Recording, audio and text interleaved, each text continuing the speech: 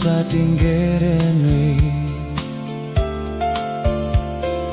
ရင်ခက်ပန်းတွေ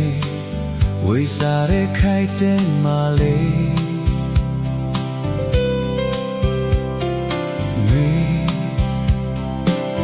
ရင်ခွင်ကိုဆုံးဖြတ်ထွက်ခွာသွားတဲ့နှွေ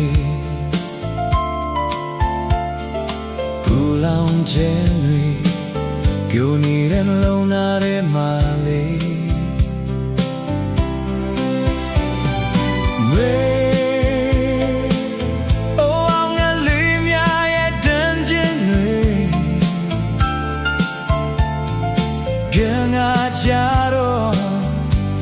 ရာသတိအကနေသူရဲ့စကောတဲ့နှွေကိုသိချစ်ဖူးတဲ့နှွေမျောလင်းခဲ့တဲ့အိမ်မကိုနင်းချေထွက်သွားတော့လေသူမေးပြောင်းသွားတဲ့နှွေသူခွဲခွာလုံးနာအပန်းလေးလုံးနင်းချေစွန့်သွားတဲ့နှွေ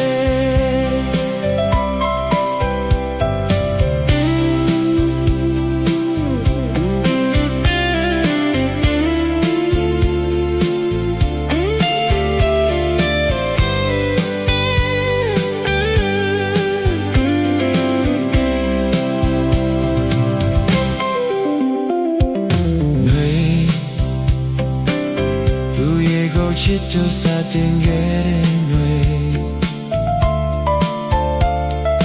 ရင်ခတ်ပန်းတွေဝေစားတဲ့ခိုက်တမ်းမလေးနှွေရင်ခွင်ကိုဆုံးဖြတ်ထွက်ခွာသွားတဲ့နှွေ